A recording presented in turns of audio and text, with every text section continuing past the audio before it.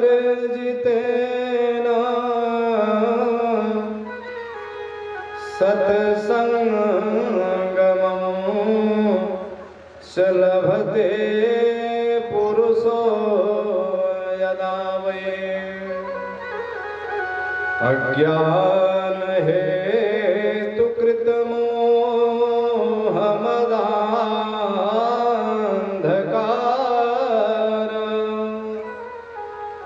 नासं विधाय हि ददो दयते विवेकः। भाग्योदय नहीं, परम सौभाग्य आज हम सबका हुआ है। इसके हेतु हमारे मुख्य यजमान श्रीमान अमरनाथ जी हैं। न जाने से भागवती गंगा, मानो कि भागवती गंगा प्रवाहित हो रही थी हृदय में,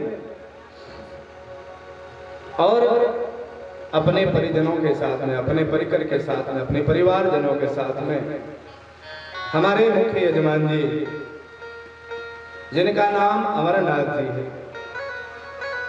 और एक कथा भी जो है ना, अमरनाथ अमर की कथा, ये कथा जो है अमर कथा है। और अमर कथा कौन सुनाया? अमर कथा स्वयं अमरनाथ जी ने सुनाया। कब सुनाया? भगवती पार्वती को सुनाया है। ऐसे हमारे मुख्य यजमान जी आदरणीय अमरनाथ जी, आपकी धर्म पारायणा स्मृति शेष आदरणीय आशा देवी जी जहाँ कहीं जिस लोक में भी हैं वहीं वंदन, और भगवान के चरणों में उनकी प्रीत हो, उनकी गति हो, सदगति हो।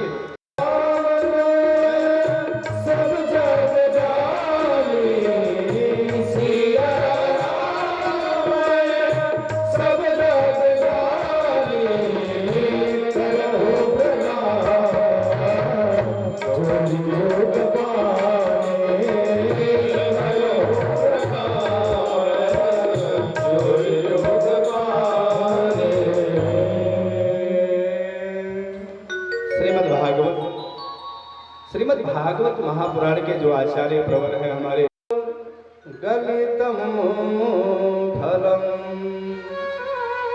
सुखमुखादमृता द्रव संयुतम पिबत भागवतम रसमालयम मुहुरहो रसिका भुवि भावुकाः। वेद व्यास जी कह रहे हैं, भागवत का परिचय बतला रहे हैं। भागवत किसे कहते हैं?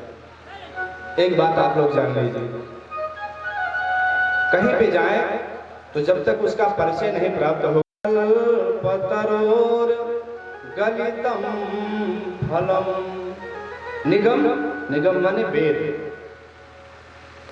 वेद का पका हुआ जो फल है, वेद को वृक्ष मान लिया जाए, वेद को एक ऐसा वृक्ष मान लिया जाए जो फल ही फल देता है और सामान्य फल नहीं देता।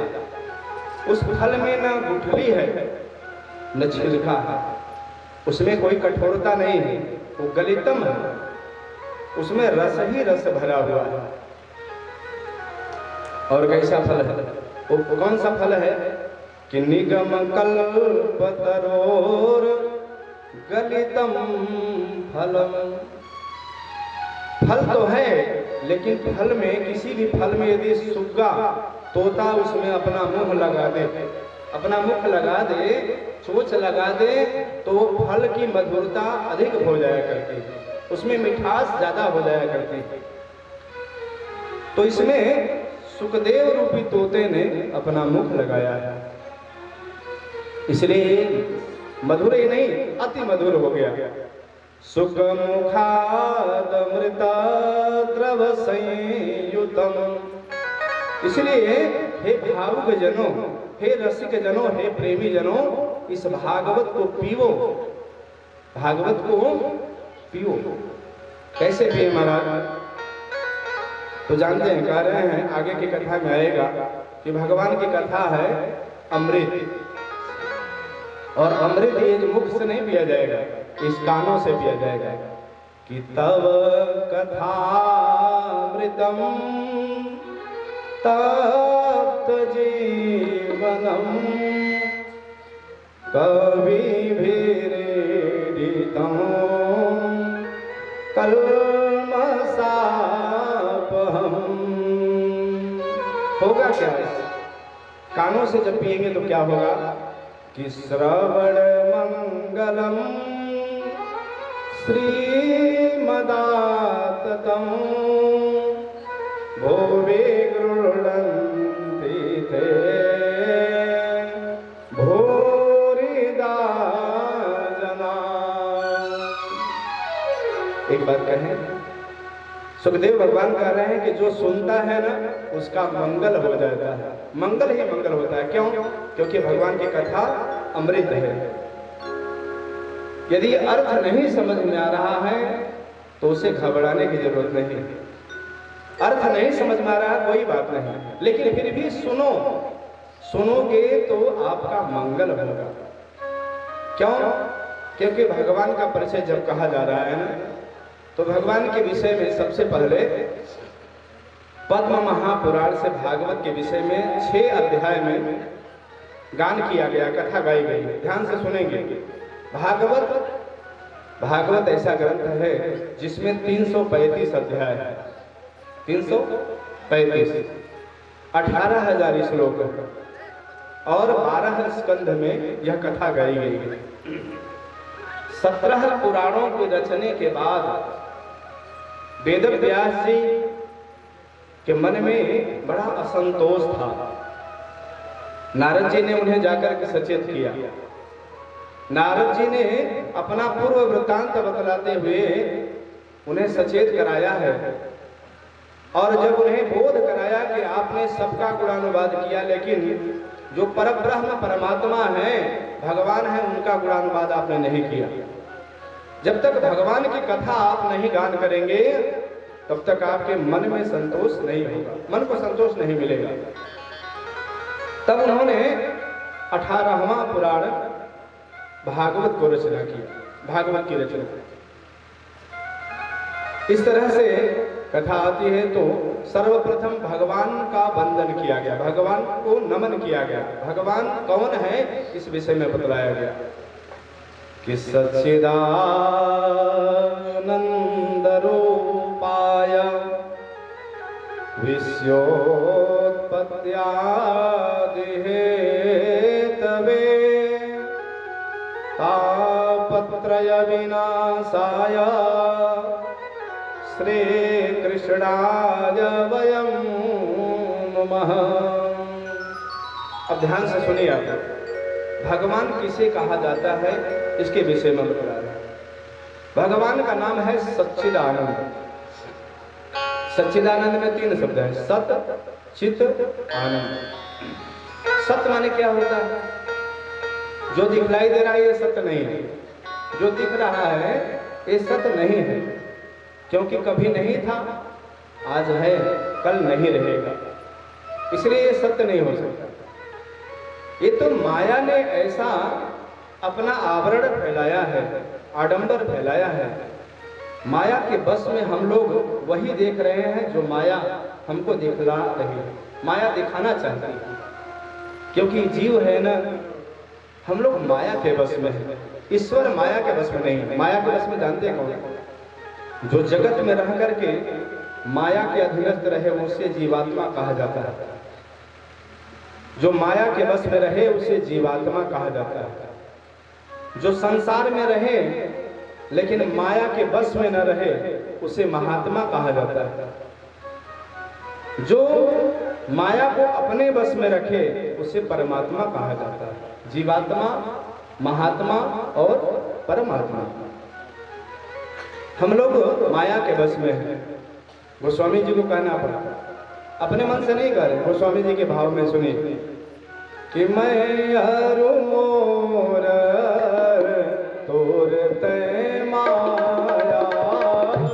मैं हरु मोर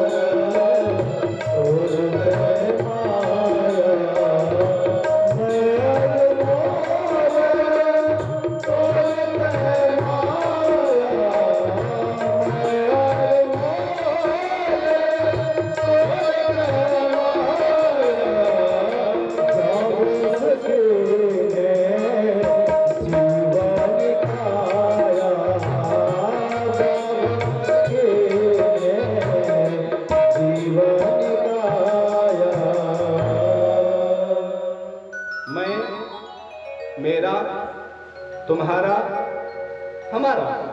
ये हम लोग जो कहते हैं यही है माया। और माया का एक अर्थ होता है माँ माने नहीं। आप लोग सब लोग यहाँ पे बहुत प्रबुद्ध वर्ग के लोग हैं। आज कम जरूर दिखाई दे रहे हैं लेकिन कमजोर नहीं है। क्यों? इसलिए कि यहाँ पे प्रबुद्ध वर्ग के लोग आप लोग जाने जाते हैं। श्रोताओं में आप लोगों की गिनती हुआ करती है। कथा सुनने में आप लोग रसिक हैं। निवेदन हम ये कर रहे थे कि भगवान को सच्चिदानंद कहा गया। सत चित आनंद, इससे बनता है सच्चिदानंद। सत माने सत्य, चित माने होता है ज्ञान। ज्ञान जिसको किसी के ज्ञान की आवश्यकता न हो। और आनंद माने आनंद अंदर रहने वाला परमात्मा, जहां दुख का अभाव हो, दुख हो ही नहीं, जहां पे दुख ना हो उसे आनंद कहा जाता है। जहां असत न हो, जहां असत न हो, ना सतो विद्यते भाव, ना भाव विद्यते असत। जहां असत न हो उसे सत कहा जाता है। बड़ी बड़ी भाषाएं हैं। ये माना जाए कि जहां झूठा न हो, झूठ न हो, उसे सत कहा जाता है। और चित जहां अज्ञान न हो, लेकिन हम लोगों के अंदर तो अज्ञान भरा पड़ा है। थोड़ा बहुत नहीं, अज्ञान का अंधकार जीवन में व्याप्त है।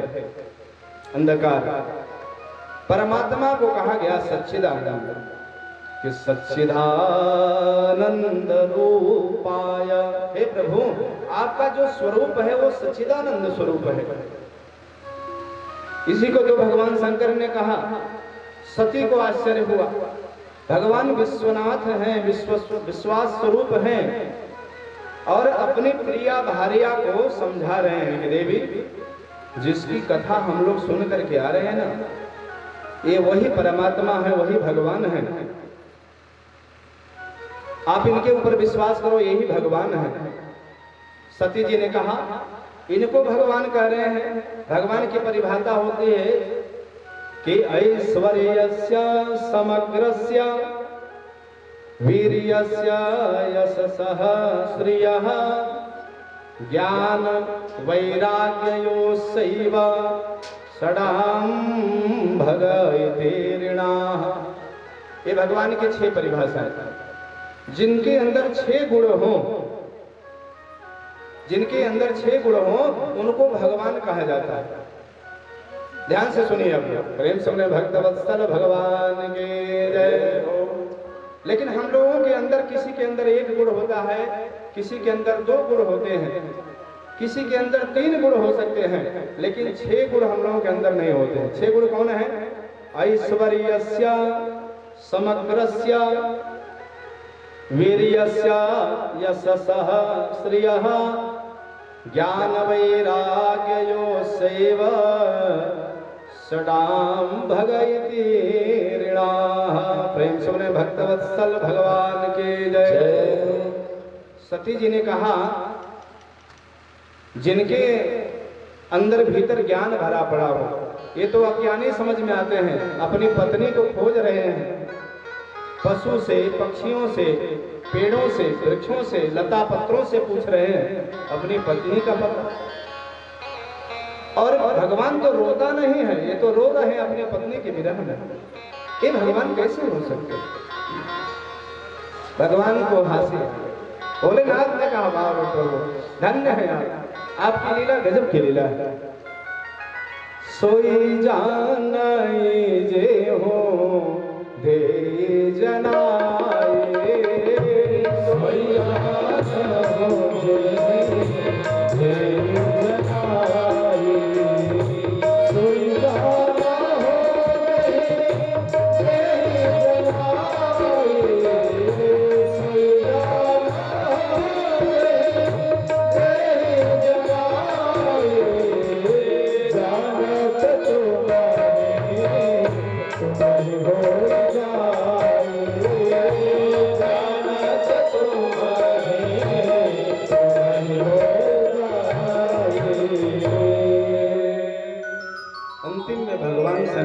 कहना पड़ा। समझाते समझाते जब थक गए तो कहना पड़ा कि जो हमारे राम जी, हमारे ब्रह्मा जी नहीं, जो हमारे राम जी रच रखे होंगे, विधान बनाए होंगे, वही होकर के रहेगा।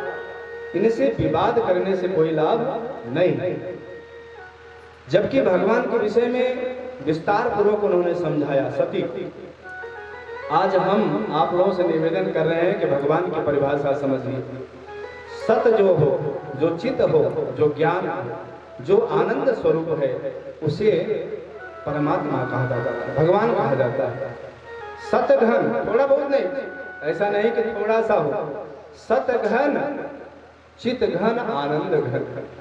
वो करता क्या, परमात्मा करता क्या कि विश्वोत्पत्त्यादि हेतवे।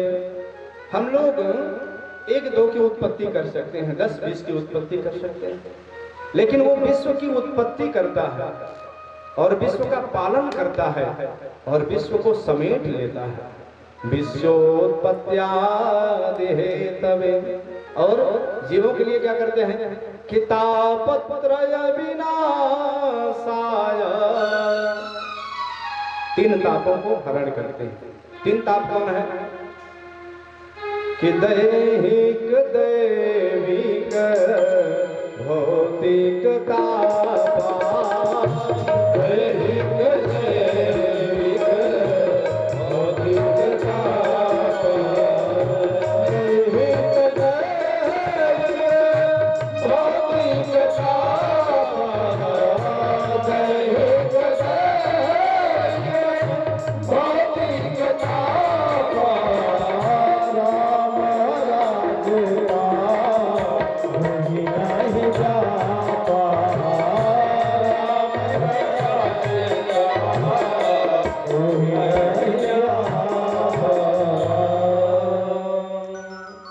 तीनों तापों को हरने वाले हैं, उसे भगवान कहा जाता है। भगवान की परिभाषा, जो 6 ऐश्वर्य से युक्त हो, उसे भगवान कहा जाता है। और थोड़ा सा सरल में हम लोग समझ लेते, आनंद आ जाएगा। जिसके पास धन ज्यादा हो ना, उसे कहा जाता है वो बहुत बड़े धनवान है। धनवान कह देने से अर्थ निकल जाया करता है कि जिनके पास धन ज्यादा है उसे धनवान कहा जाता है। जिसके पास ज्यादा बल हो जाए उसे कह दिया जाता है बलवान है। और जिसके पास ज्ञान ज्यादा हो जाए उसे कहा जाता है विद्वान है। विद्यावान गुणी अति चातुर। लेकिन भगवान किसे कहा जाता है? जिसके अंदर भग ज्यादा हो। भग माने ऐश्वर्य, 6 ऐश्वर्य जिसके अंदर उसे भगवान कहा जाता है। ऐसे भगवान कौन है? एते चांस कुलाम पुष्टा कृष्णस्तु भगवान स्वयं। आज मोबाइल का जमाना है, आप लोग गूगल पर डालेंगे भगवान किसे कहते हैं तो लिख करके आएगा कृष्णस्तु भगवान स्वयं। भगवान श्री कृष्ण को कहा जाता है। इसलिए हम लोग श्री कृष्ण को वंदन करते हैं। प्रेम से बोले बाल कृष्ण भगवान के जय। अब भागवत की बात आती है। भगवान की परिभाषा हुई तो भागवत किसे कहते हैं? भागवत माने जो भगवान को उतार करके रख दे, भगवान का साक्षात करा दे। भगवान ने जो कहा वह भागवत, और भगवान का जो हो गया उसे भागवत कहा जाता है। भगवता प्रोक्तम भागवतम, अथवा भगवत्या प्रोक्तम भागवतम, अथवा भक्तानां चरितम भागवतम। प्रेम से बोले भक्तवत्सल भगवान की जय। ये भागवत क्या देता है?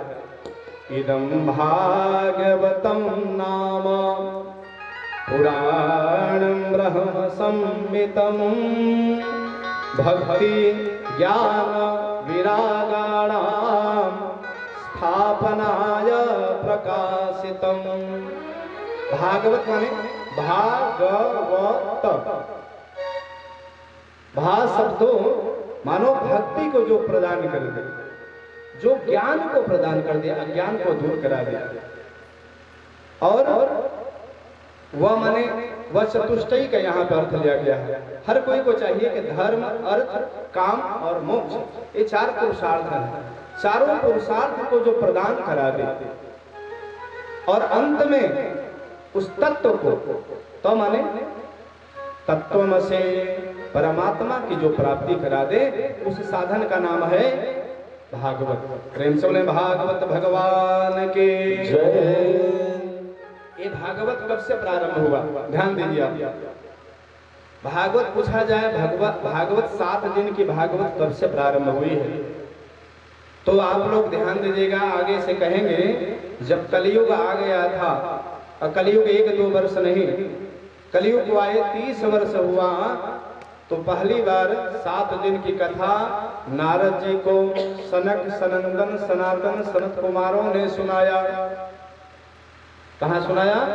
कि गंगा द्वार समीपे तू तटमानंद नामकम।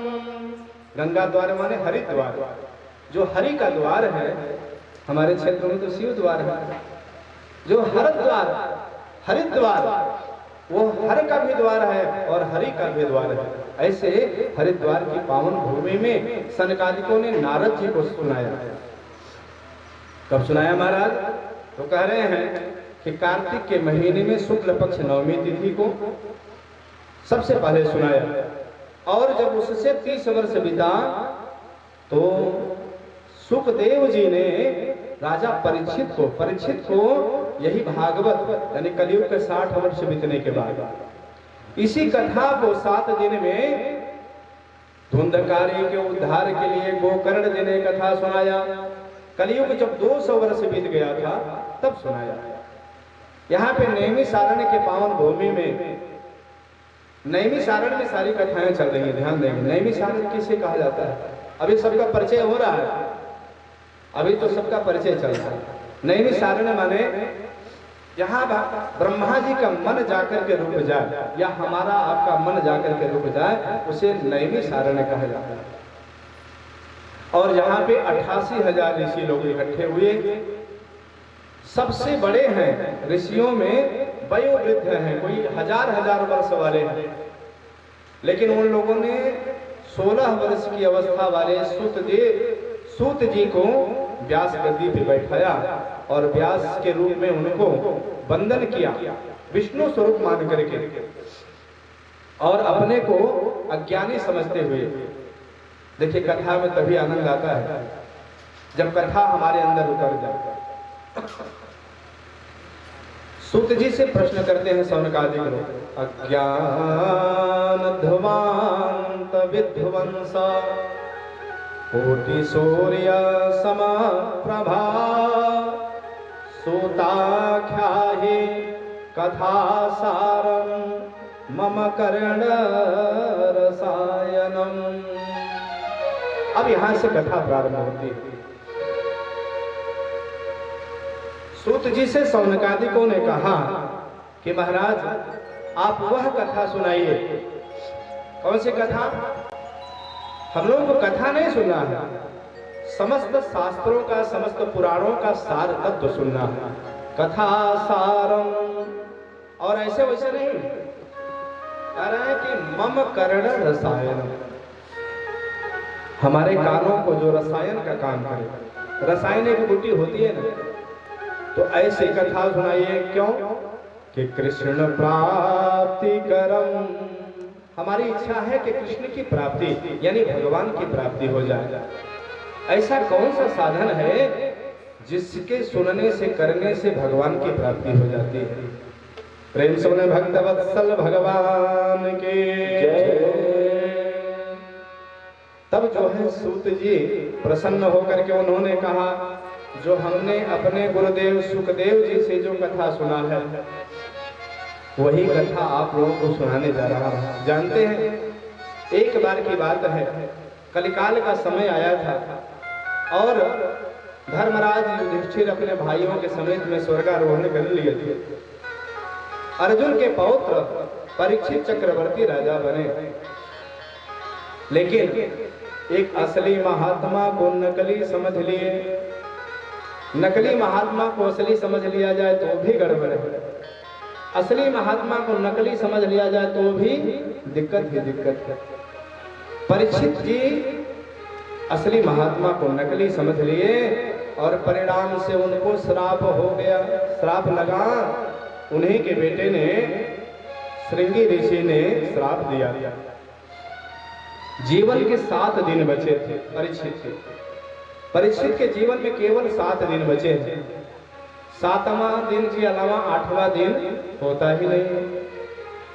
तो जब उनकी मृत्यु निश्चित हो गई तब तो वो व्याकुल हुए और गंगा द्वार पे आकर के उन्होंने अनशन व्रत किया था। ऐसे खोज में थे कि अब हमको करना क्या चाहिए। उसी समय पे ऋषि महर्षियों का समुदाय इकट्ठा हुआ। कोई साधन बतला नहीं पा रहा है। प्रेम से बोले भक्त वत्सल भगवान के जय। तब जो है सूत जी कह रहे हैं कि सुनो ऋषियों, श्रेयसाम यद भव श्रेयः पावनानां च पावनम् कृष्ण प्राप्ति करम शाश्वत साधनं तद वदाधुना।